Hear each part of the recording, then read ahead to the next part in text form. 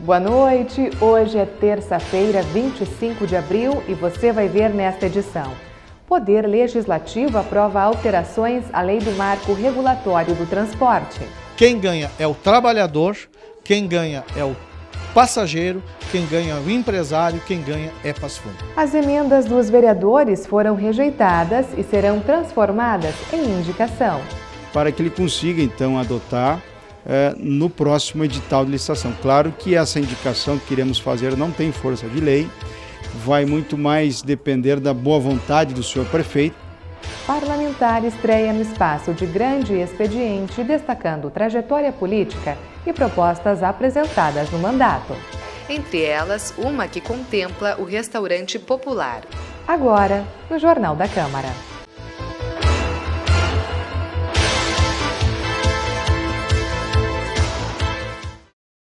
O Parlamento Municipal analisou em regime de urgência o projeto de lei complementar que faz alterações no marco regulatório do transporte público.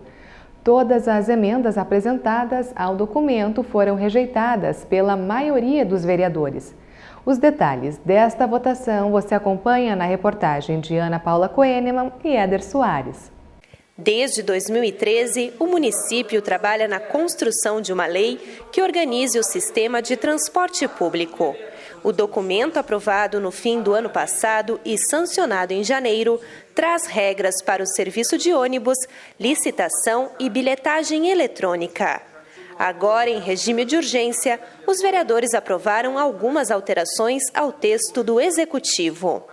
O líder do governo esclareceu quais pontos foram modificados. Pequenas mudanças que visam não haver o possível questionamento judicial de uma licitação no futuro.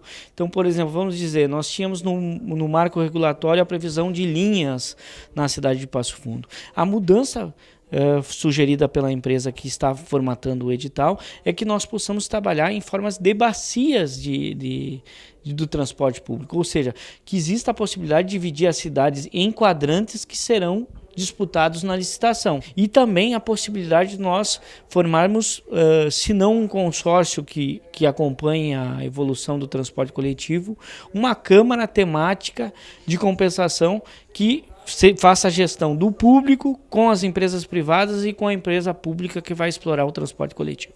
O texto original foi aprovado por unanimidade, mas houve divergência na votação de propostas que foram acrescentadas ao projeto durante a tramitação.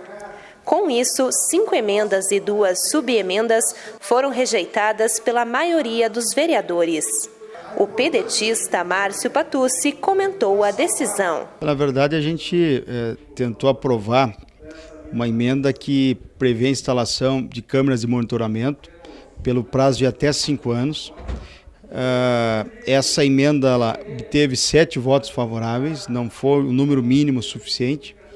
Assim como nós também apresentamos uma emenda que prevê que a próxima empresa terá que aplicar recursos e efetuar campanhas de educação no trânsito, e também uma emenda que prevê a instalação de aplicativos em celulares com a disponibilidade do itinerário, rotas de ônibus, até mesmo com a movimentação de determinada linha, a determinado ponto, determinada parada, que isso facilita muito a vida do usuário.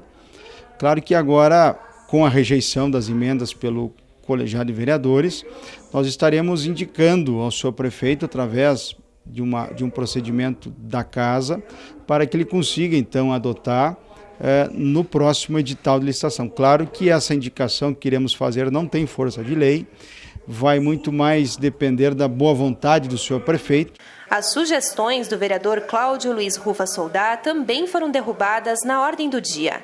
De cunho social, as propostas estabelecem um rodízio entre as empresas para a realização de cortejos fúnebres e passeios. A maioria das pessoas carentes vem nos gabinetes pedir, me arruma um ônibus. Se não tem gente suficiente para o ônibus, que arruma uma van, que vão lá, vamos. As crianças também que precisam ir num CTG, tempo de 7 de setembro, que precisa levar as crianças para cá. Não custa ter um ônibus para levar nos dias, do dia 20 de setembro até o dia 7, que tem que... E os idosos também, de vez em quando, precisam fazer aqueles bailinhos. Não custa pegar um ônibus, uma van. Então, eu fiz essas emendas pensando na população de Passo Fundo. Não é para mim. O líder da oposição, vereador Luiz Miguel, disse que vai articular junto ao Executivo a inclusão da emenda que determina que a venda de passagens seja feita pela Codepas. Primeiro que nós gostaríamos que a Codepas, a empresa pública, ao invés de 20%, que tivesse 30%. Que seria para valorizar, né, o bem público, essa empresa que é uma empresa pública. Em segundo lugar, nós queremos que ela detenha a concessão. O porquê? É importante que a empresa pública tenha um raio-x dos usuários, dos passageiros diários, né? Até para quando houver o aumento de tarifa, o Executivo estar por dentro da situação. O vereador Saul Spinelli foi o relator do projeto de lei pela Comissão de Constituição e Justiça. De acordo com o parlamentar, as ideias levantadas pelos colegas são importantes e podem ser regulamentadas pelo Poder Executivo nas próximas etapas do processo. Nós estamos esperando a passagem integrada há mais de 20 anos em Passo Fundo. Isto é realidade em Curitiba há décadas, em municípios do país inteiro há décadas. Nós não podemos discutir uma licitação e prever a passagem integrada que colabora com o empresário, porque quem paga a principal conta do transporte público é o empresário, que desconta 6% do trabalhador e o restante ele assume. E daquele trabalhador que acaba pagando a passagem integral por não ter vínculo de trabalho. Então, a segunda passagem faz com que uma pessoa saia do Záquia e vá trabalhar no Boqueirão, sai do Boqueirão, vai trabalhar no bairro São José utilizando a passagem integrada. Deixar isso para 3 anos depois da licitação, para mim é uma irresponsabilidade, entendeu? E jogar para frente um benefício que a população espera. Esses são temas importantes para nós discutir no edital e não na lei do marco regulatório. Eu acho que a Câmara deu um passo importante, o município dá um passo importante e eu parabenizo o município por avançar nessa questão da licitação. Mas a nossa posição é de que quanto mais empresas nós tivermos, 3 ou 4 empresas além da Codepas, quem ganha é o trabalhador, quem ganha é o passageiro, quem ganha é o empresário, quem ganha é Passo Fundo. Quem não votou e não justificou a ausência nas 3 últimas eleições ou ainda não pagou as multas, deve regularizar a situação na Justiça Eleitoral até a próxima terça-feira, dia 2 de maio. Após este prazo, os títulos poderão ser cancelados. Então, para fazer a regularização, o eleitor deverá apresentar um documento oficial com foto, comprovante de residência e, se possuir o título eleitoral com comprovantes de votação, justificativa ou quitação de multa. E depois do intervalo, você confere o primeiro grande expediente do vereador Roberto Gabriel Tozon.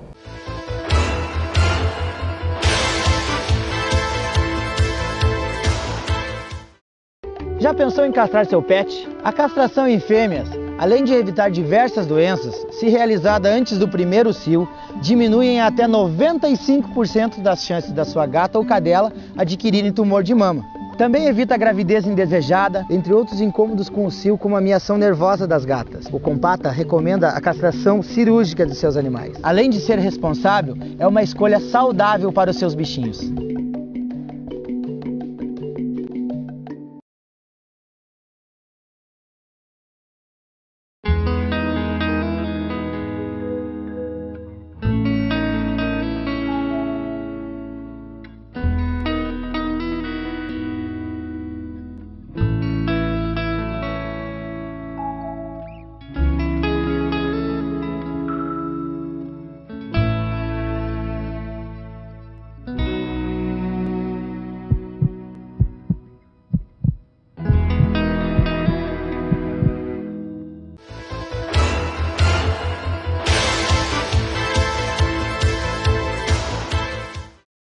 Até ontem, a Receita Federal recebeu pouco mais de 16 milhões de declarações do imposto de renda. A expectativa é que 28,3 milhões de contribuintes enviem o documento. A entrega iniciou no dia 2 de março e vai até esta sexta-feira. A Receita alerta que os contribuintes que perderem o prazo estarão sujeitos ao pagamento de multa que vai de R$ 165 até 20% do imposto devido.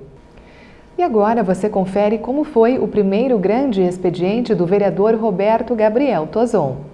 Roberto Gabriel Tozon iniciou seu pronunciamento fazendo um resgate de sua trajetória política. Conforme foi relatado na tribuna, ser vereador não fazia parte de seus anseios, mas as coisas foram tomando forma e hoje ele ocupa uma vaga no Parlamento Municipal. Eu nunca planejei especificamente uma vida até eu chegar a ser vereador. Nunca foi o meu objetivo, né? Não cresci pensando, um dia eu vou ser vereador. Isso que torna esse acontecimento tão especial, na verdade. Como eu falei, aconteceu com tanta naturalidade. Eu sempre gostei muito de política, sempre me envolvi muito, sempre participei. Mas nunca tinha pensado em fazer a linha de frente, no caso, ser um candidato, né? Meu trabalho com o deputado Darley, que quando eu fundei o partido aqui em Passo Fundo do PSD, fui um dos fundadores, fui convidado por ele, que já era um amigo pessoal. Trabalhei com ele posteriormente, em 2013, e foi aí que eu comecei a gostar mais da política, e as coisas simplesmente foram acontecendo. Obviamente eu tinha, não digo um desejo, mas eu cogitava a hipótese de um dia me candidatar, justo por esse fato de eu gostar, né? Aconteceu que me candidatei, logo na primeira candidatura consegui essa eleição e estou muito satisfeito, muito feliz aqui com o trabalho e pretendo melhorar a cada dia. O orador do grande expediente também ressaltou as propostas apresentadas ao longo de seu mandato, entre elas uma que contempla o restaurante popular. Foi em 2005 e 2006, se eu não me engano, que nós tivemos um restaurante popular em Passo Fundo. Estudei o porquê, quais foram os fatos, né, que levaram a esse projeto tão nobre, tão importante, não ter dado certo. E em cima disso, trabalhamos num desenho econômico do processo diferente, né, fomentando a participação da iniciativa privada para ser o grande financiador desse projeto. Apresentei, está circulando aqui nos trâmites regimentais e acredito que agora em maio já possa vir a plenário para votação. A matéria pela revogação do Estatuto do Desarmamento também foi lembrada na tribuna. 13, 14 anos quase depois do desarmamento da população brasileira, nós temos dados, né, tanto em âmbito nacional como internacional, de que o desarmamento da população não funciona, pelo simples fato de que o bandido não segue lei. Você desarma a população de bem. Você veja, hoje você tem uma arma registrada, né? Você quer ter o porte, você portar essa arma, né? Quando você está chegando em casa, está se deslocando ao trabalho, está buscando seus filhos na escola, alguma coisa assim. Para você conseguir esse porte é praticamente impossível. E existem critérios objetivos hoje, né, como bons antecedentes, não estar sequer respondendo a algum processo criminal, né, ou seja de violência, de agressão ou de homicídio ou tentativa, algo assim. Você ter capacidade psicológica comprovada, né, através de um laudo, e testes, obviamente, técnicos, né, você tem que saber manusear uma arma, ter curso de tiro. Com a revogação do estatuto, todos esses critérios irão continuar. O que vai acontecer é que a subjetividade que existe hoje, posteriormente a esses critérios, vai acabar. Que, como eu usei como exemplo na tribuna, nós dois fizemos todos os testes, fomos aprovados, e na hora de tirar o porte, o delegado pode chegar e falar: não, Tozon, você não pode tirar, você é jovem, não tem família, não tem filho pequeno, não precisa ter arma. Mas você pode. Você tem filho, você é mulher, né? Você pode se defender, é melhor para você uma arma, mas nós passamos na prova. Nós somos aptos, né, a nos defender. É só isso, falando a grosso modo, que vai mudar. O parlamentar também fez questão de mencionar um projeto de resolução protocolado recentemente. Roberto Gabriel Tozon tem a intenção de criar na Câmara um grupo focado no esporte. A gente recebe muita demanda nos gabinetes de pessoas, atletas, seja de artes marciais ou triatletas, pessoal que corre na rua, pedala, equipes de futebol, de vôlei, enfim, dos mais variados esportes, pedindo apoio, né, dos vereadores para conseguir verba através de empresas ou através de leis de incentivo ao esporte, não sabem como chegar nisso. E, como eu falei, eu acredito muito que nós somos não somente os legisladores, né, municipais, nós somos o elo de ligação entre a população e o poder público, então muita coisa vem para a gente. E criando essa comissão especial mista, nós poderemos debater e traçar de maneira ordenada e planejada ações para a gente poder atender todas essas pessoas, que o esporte a gente sabe que o esporte não é só saúde, né? O esporte é mudança social, é integração, é inclusão, envolve muitas frentes. Então, espero, né, que esse projeto de resolução seja contemplado aí da maneira como ele merece. E para finalizar, o orador do grande expediente não poderia deixar de fora os pedidos de providência.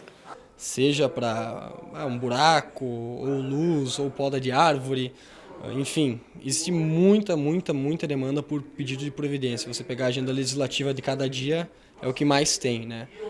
Como eu falo, se você for ver, o vereador é o legislador. Não, legislar é apenas uma das atribuições do vereador, né?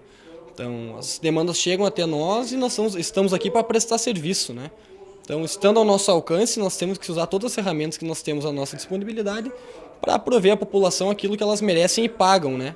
E o assunto do programa Câmara Mulher é relacionamentos abusivos. A convidada de Cláudia Tainá é a psicóloga Ana Carolina Fortes. O programa vai ao ar ainda hoje durante a nossa programação. A forma mais comum que a gente mais identifica é o relacionamento que tem agressão física. Mas não é só isso, né?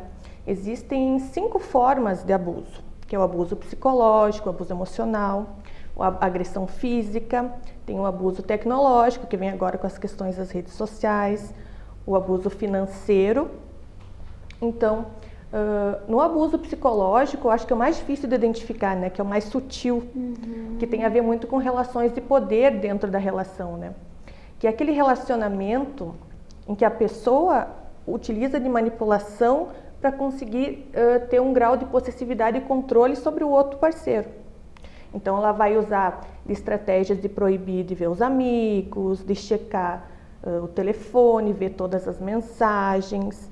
É um relacionamento também que é pautado na crítica excessiva. E o Jornal da Câmara de hoje está chegando ao fim. Obrigada pela sua companhia e audiência. Uma boa noite e até amanhã.